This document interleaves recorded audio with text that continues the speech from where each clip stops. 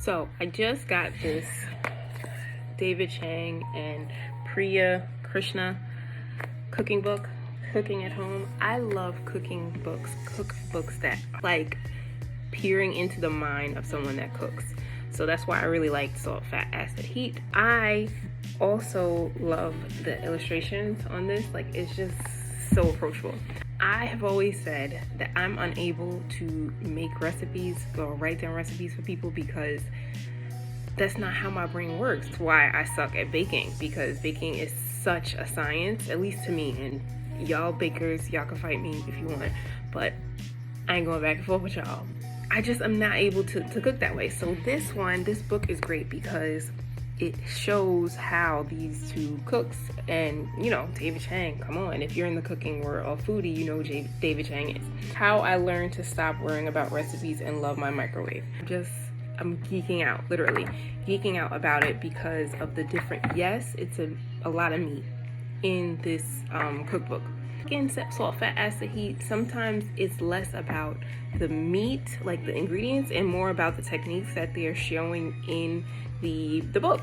So it's at least, like, even if you don't eat meat, it's still great to just give it a look, because they talk about things like how to, and here I forgot where it is already, pretty much, or they, because it's two people, and I'm sure there was more people involved in this, but the importance of understanding how you build flavor in something. And that's a veggie dish, that's in any dish, like making sure that something has salt, fat, acid, and then heat to kind of change the molecular structure of the things that you're going to be cooking. That's the essence of cooking.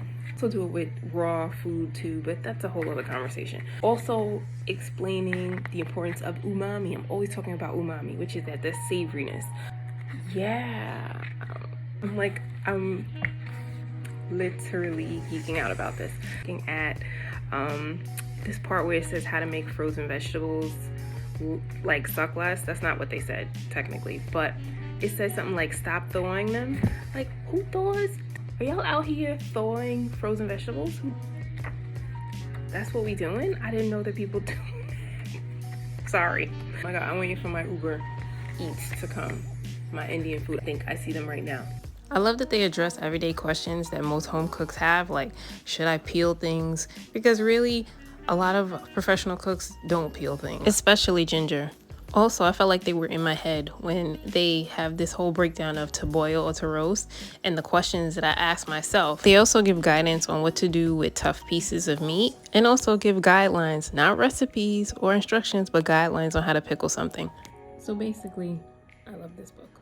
I'm still making my way through it, but I love it. I will link it so you can go and check it out. That you have a hard time becoming less of a recipe dependent. This book and Salt, Fat, Acid, Heat, I think, are my top 2 recommendations at this point for books to help you become just a better home cook. Let me know if this was helpful. Bye.